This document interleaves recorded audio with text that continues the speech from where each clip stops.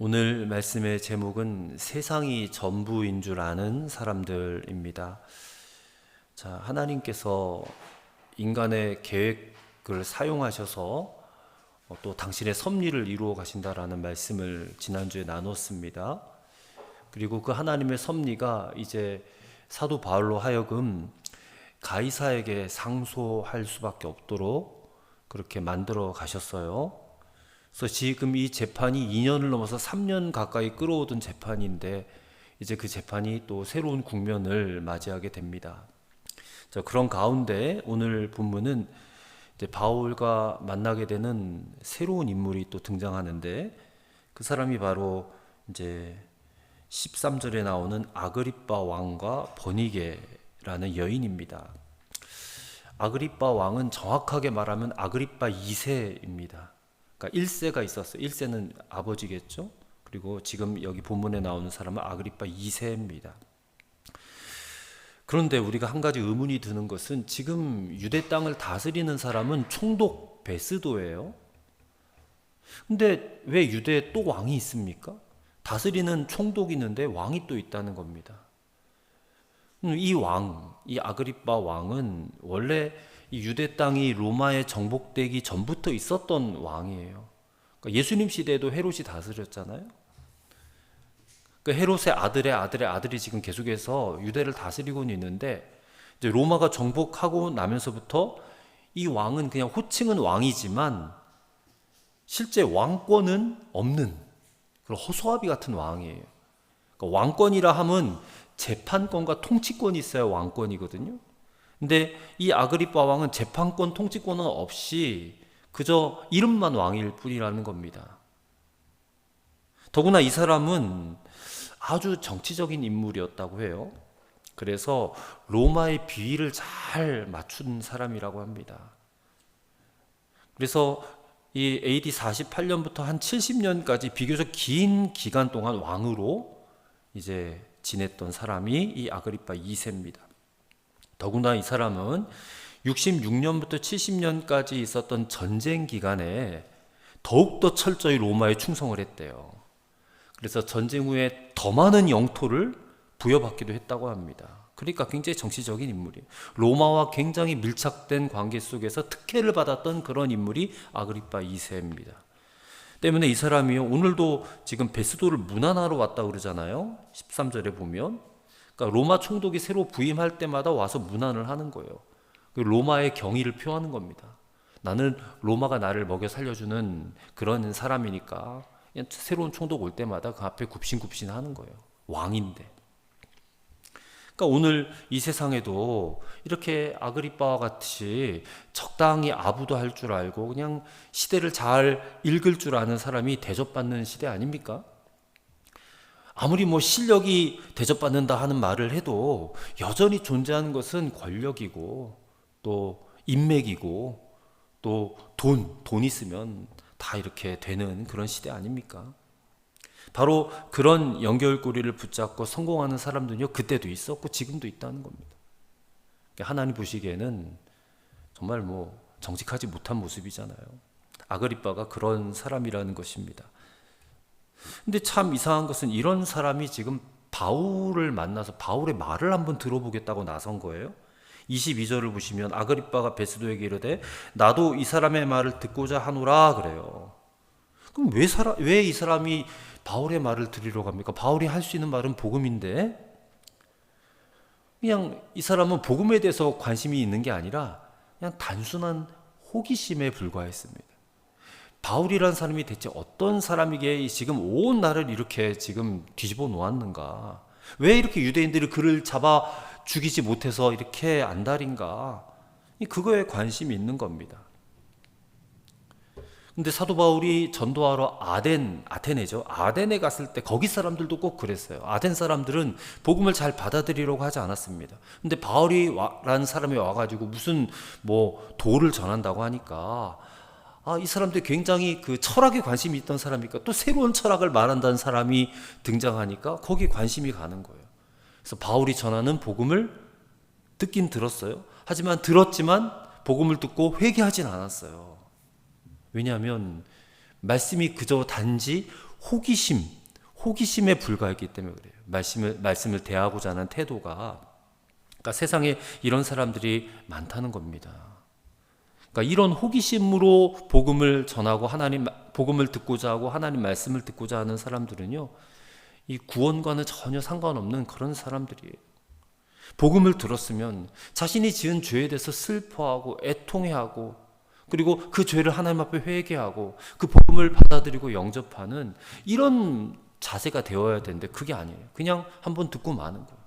아, 그냥 좋은 말씀이었구나. 그러니까 절대 은혜 받을 수 없는 그런 심령이죠. 그렇기 때문에 우리가 사는 이 세상도 이런 사람이 꼭 있어요. 그럼 이런 사람들이 있으니까 이런 사람들에게 복음을 전할 필요가 없다라는 것입니까? 그렇지 않죠. 26장에 가보면 바울이 그럼에도 불구하고 복음을 전합니다. 그래서 우리의 태도도 마찬가지예요. 이런 사람이라 할지라도 그럼에도 불구하고 적극적으로 복음을 전하는 그런 태도를 갖춰야 된다는 것입니다. 그러니까 아그리빠 왕은 그런 사람이라고 치고, 그러면 그와 함께 온 버니게라고 하는 이 여자는 어떤 사람일까요? 만약에 이 여자가 그냥 아그리빠의 부인이었다면 그냥 왕과 왕비 이렇게 썼을 건데, 그렇게 안 하고 13절에 그냥 아그리빠 왕과 버니게가 그랬잖아요. 독립적으로 썼습니다. 자, 이 버니게가 누구냐 하면, 우리가 지난 시간에 벨릭스 총독이 그 세 번째 아내를 삼았던 드루실라 있죠. 나이 60세에 18살짜리 여인을 아내로 취했지 않습니까? 이 드루실라라고 하는 여인의 언니입니다. 언니. 이 버니게가. 그러니까 버니게와 드루실라는 자매예요. 자매 관계예요. 그럼 그 아버지는 누군가? 그 아버지가 아그리빠 왕 1세입니다. 1세예요. 그러니까 아그리빠 왕의 1세 딸들이 드루실라와 버니게예요. 그럼 아그리빠 왕 2세는 또 그들과 형제예요. 그러니까 이게 지금 아그리빠 왕과 버니게는 남매예요, 남매. 하나는 동생이고, 그러니까 아그리빠 왕이 동생이고 버니게가 누나입니다. 그리고 드루실라는 막내 이제 동생이었던 것 같아요. 근데 이 지금 아그리빠 왕이 베스도 총독에게 문안하러 오면서 자기 누이를 대동해서 온 거예요. 이게 좀 이상하지 않습니까? 이 버니게라는 여인은요, 원래는 이 철학자 필로라는 사람의 조카였던 마르쿠소라는 사람과 약혼했던 사이였대요. 근데 결혼은 하지 못했다고 합니다. 파혼이 된 것 같아요. 그리고 나서 이 버니게가 자기 삼촌과 또 결혼을 해요. 삼촌도 헤롯이라는 이름을 가졌는데 삼촌과 결혼했는데 삼촌이 빨리 죽어버렸어요. 남편도. 근데 그때 나이가, 이 버니게 나이가 20살이었다고 합니다. 그렇게 해서 남편이 죽고 나니까 자기 동생에게 와서 지금 살은 거예요. 근데 이 왕이라는 사람이 뭔 행사가 있을 때마다 자기 누이를 그냥 대동하고 다니니까 이 주변에서 얼마나 말들이 많았겠습니까? 저게 지금 남매지간인데 왜 같이 다니냐, 왜 같이 사냐부터 해가지고 부적절한 관계 아니냐. 굉장히 이 버니게 입장으로서는 난감한 거죠. 그래서 또 결혼을 합니다. 이제 주변에 있던 길리기아라는 지역의 왕이었던 폴레몬이라는 사람과 다시 결혼을 하는데 또 이혼을 해요. 또 이혼을 하고 자기 동생에게 돌아와서 또 살고 있는 거예요, 지금. 그러니까 이게 이 남성 편력이 어마어마한 여인이에요, 보니까. 여기서 또 끝난 게 아닙니다. AD 70년 이후에는요, 로마 황제였던 베스파시안 황제의 아들이었던 티투스라는 사람과도 애정행각을 벌였대요, 이 여자가. 그러니까 한마디로 로마의 황후가 되고 싶어 했던 겁니다. 그러니까 굉장히 마음속에 남편을 잘 만나가지고 출세하고 싶은 그런 욕망이 가득한, 정말 권력에 길들여진 어떤 그런 이제 욕심 많은 사람이다라는 것을 우리가 알게 돼요.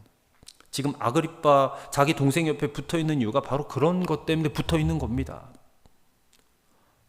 그런데 지금 바울에게 말씀을 듣고 싶다고 하는 거예요. 23절의 말씀 보면 아그리빠와 버니게가 크게 위험을 갖추고 와서 천부장들과 시중에 높은 사람들과 함께 접견 장소에 들어왔다고 하죠.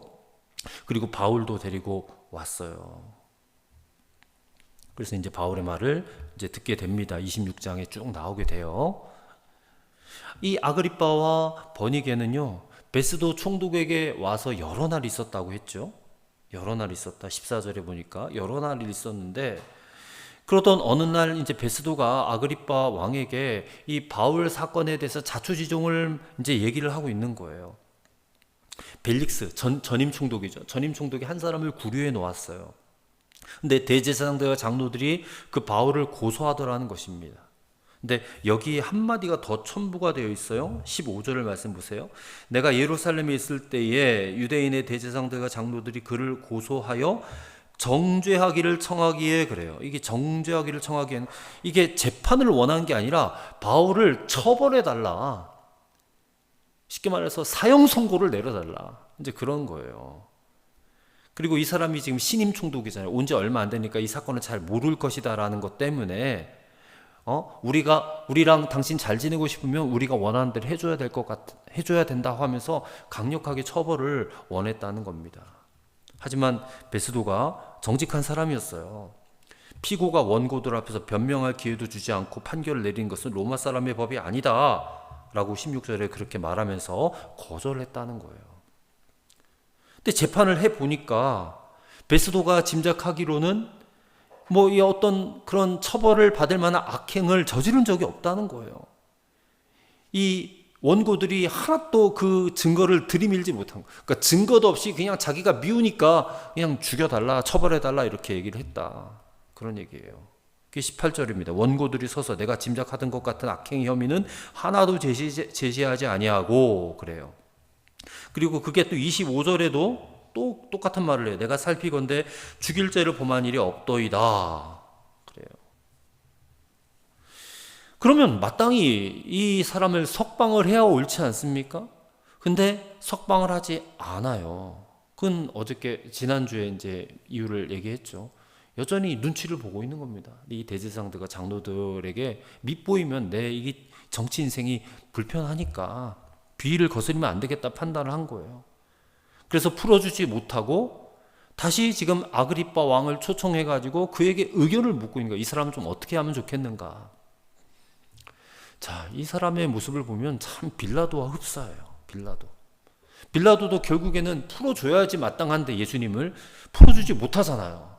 왜냐하면 이 유대인들이 막 폭동을 일으키고 자기가 지금 통치하는데 이 사람들이 걸림돌이 되면 안 되니까 그냥 잠잠하게 시킬 목적으로 예수님을 십자가형을 선고를 하지 않습니까?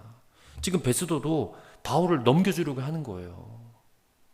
무슨 정의로움이나 진실함보다는 자신의 정치적 위상이 더 중요했기 때문에, 물론 성실한 사람이긴 해요. 정직한 사람이긴 하지만 그 속내는 여전히 자기의 정치적인 위상을 더 많이 생각을 하고 있는 거예요. 이어지는 말에 베스도의 생각이 더 잘 드러나고 있습니다. 자,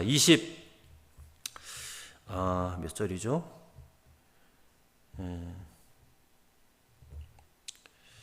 종교, 그들의 종교에 관한 이야기다. 그게 19절입니다. 19절. 오직 자기들의 종교와 또는 예수라 하는 이가 죽은 것을 살아있다라고 바울이 주장하는 그 일에 관한 문제로 고발하는 것뿐이라. 여기에 지금 베스도의 그 사견이 지금 들어가 있는 거거든요. 이게 지금 정치적인 문제가 아니다. 자기들의 종교 문제다. 여기서 이 종교라고 쓰여진 말이 헬라 말로 좀 어려운 말이지만 데이시 다이모니아스란 말이에요. 이 데이시라는 말은 숭배하다라는 뜻이고요. 다이모니아스란 말은요, 영어로 데몬은 뭐냐면 귀신이라는 뜻입니다. 귀신. 그러니까 붙이면 귀신 숭배예요. 귀신 숭배. 그러니까 저들의 미신이라는 거예요. 유대인들이 자기들의 미신 문제 때문에 지금 이 난리를 펴고 있는 것이다라고 폄하하는 겁니다. 폄하. 바울이 지금 전하고 있는 복음은 생명의 복음이잖아요. 우리는 그렇게 믿고 있잖아요. 근데 베스도는 그것을 그저 저들의 미신에 불과한 거야. 귀신 숭배하는 거야. 귀신 숭배. 그렇게 치부하고 있는 것입니다. 더 이게 적나라하게 말한다면 그냥 생명의 이 복음을 가지고 귀신 노름 정도로 그냥 치부하는 거예요. 그럼 귀신 노름 따위로 온 나라를 시끄럽게 하고 있다라는 경멸의 의미가 여기에 담겨 있는 말이에요. 19절. 그러니까 베스도의 눈에는 그렇다는 거예요. 사도 바울과 지금 유대인들이 분명히 이 분쟁이 지금 귀신 노름하는 것이다. 미개한 나라에 미개한 종교를 가지고 자기들끼리 지금 이렇게 세력 싸움을 하고 있다, 그런 말이에요. 하지만 바울이 로마 사람인 거로 관계로 가이사에게 상소를 하니까 가이사에게 보내기로 결정을 했다라고 말합니다. 그렇지만 죄목도 밝히지 않고 보내는 것이 무리한 일이기 때문에 당신 앞에, 아그리빠 왕 앞에 세웠다, 그렇게 말하고 있어요. 그게 26절 27절이죠. 자, 이 세상에 이런 아그리빠 왕과 같은 사람이 있고, 또 버니게와 같은 걸 허영심 많은 여자도 있고, 또 이렇게 자신의 정치적 위상을 더 중대하게 생각하고 진실을 외면해버린 베스도 같은 사람들이 살고 있어요. 그게 말 그대로 이 세상이 전부인 줄 아는 그런 사람들이에요. 아그리빠 왕은 이 생명의 복음을 한번 드러나 보자 하고 했던, 그냥 교만에 충만한 아덴 사람과 같은 그런 태도를 가진 사람이에요. 절대 복음을 듣고 회개하지 않는 사람. 버니게는 자신의 출세를 위해서는 무슨 행동이라도 불사할 수 있는 허영심 가득한 사람. 베스도는 생명의 복음을 가지고 자기들의 귀신 노름이나 하고 있다라고 치부해버리는 그런 교만한 사람이에요. 한마디로 정말 세상이 전부인 줄 아는 그런 사람들. 자, 지금 그들 앞에 지금 바울이 서 있는 겁니다. 얼마나 답답했겠어요, 마음이. 하지만 그런 사람일지라도 저들에게도 이 복음이 필요하지. 내가 이 복음을 전하기 위해서 정말 온 열정을 다해서 그들에게 복음을 전하려고 하는 것입니다. 그의 26장에 이어지게 되는 것이죠. 가만히 이렇게 생각해 보면 우리 시대에 이런 사람들이 더 많다고 생각이 들어요. 이 하나님이라는 대상을, 숭배의 대상이잖아요.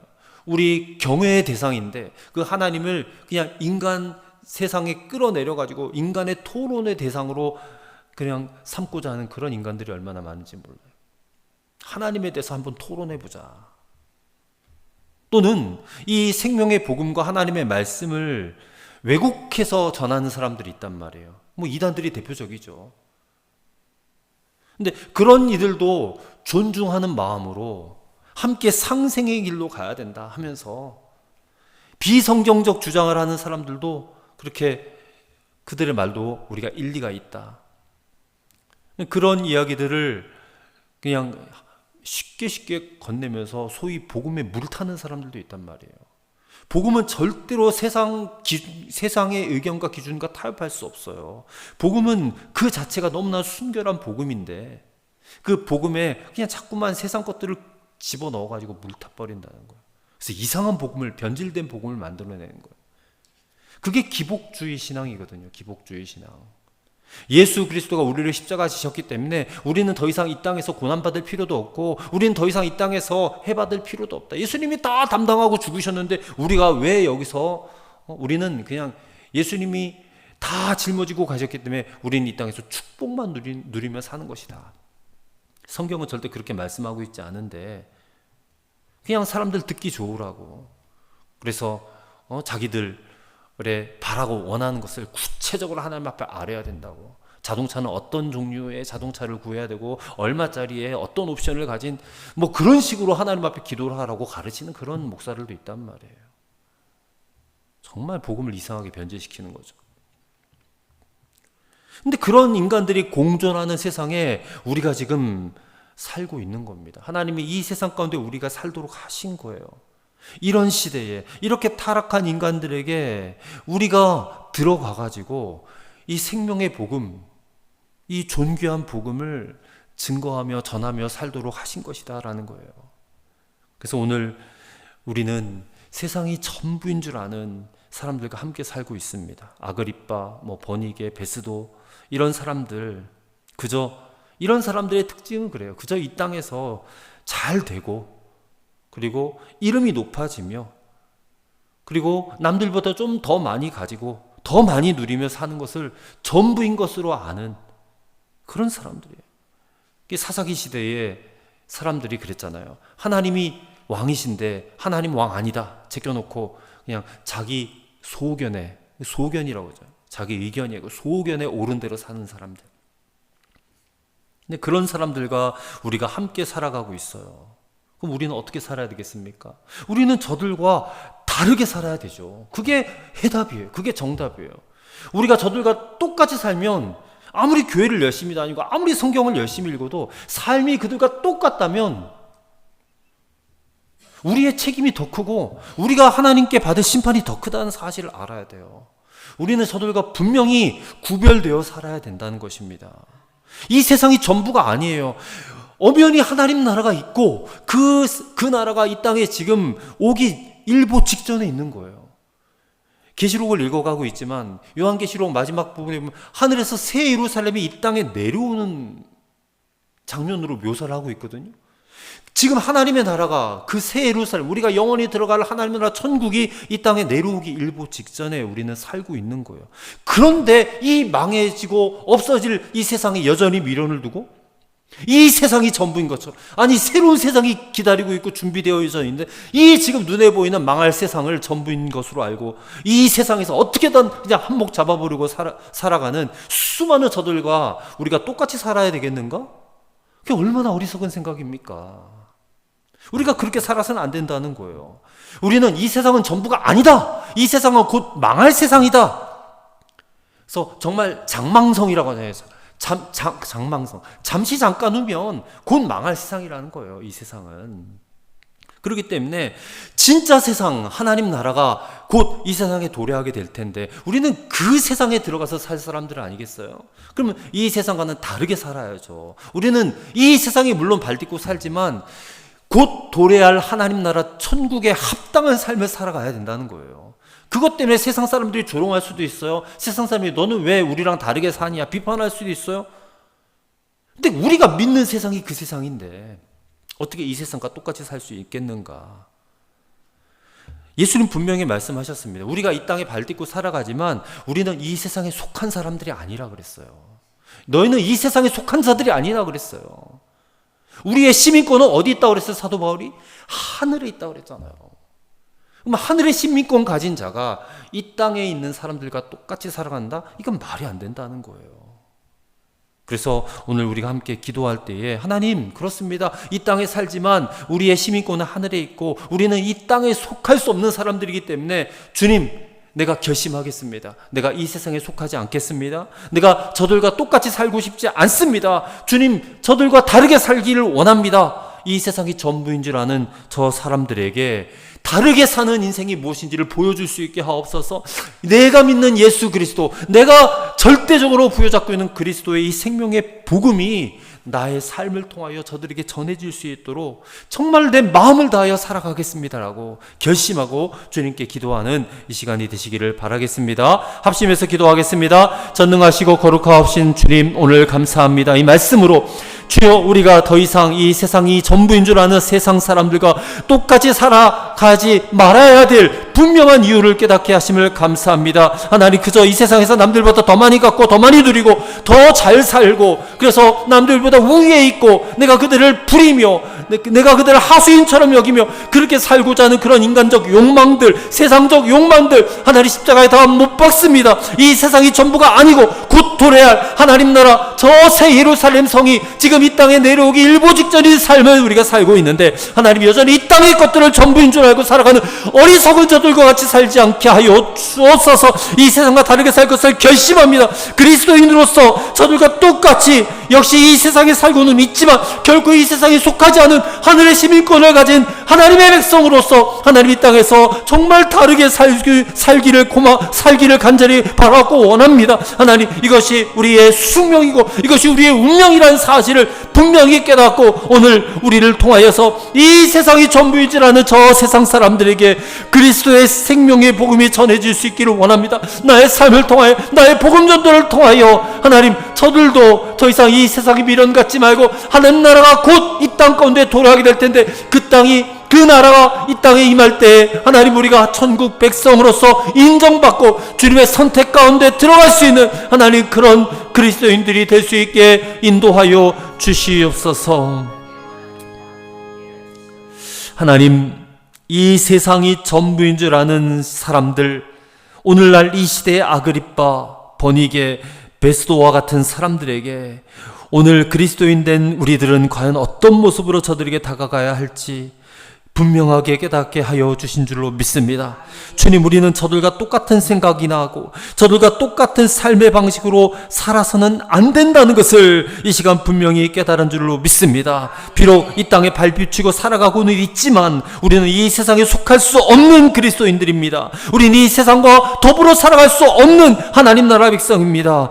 거룩하게 구별되게 하옵소서. 늘 깨어서 기도하며 아직도 내 곁에 있는 자들 가운데 예수님의 이 부드러운 손길을 거절하고 멸망의 길로 가는 이들을 불쌍히 여기게 하옵시며 그들에게 그리스도의 생명의 복음을 증거하게 하옵소서. 그들에게 진정 예수 믿는 자의 따뜻한 사랑과 아름다운 겸손을 바라며 살아갈 수 있도록 성령님 우리를 도와주시옵소서. 예수님의 이름으로 기도드리옵나이다. 아멘.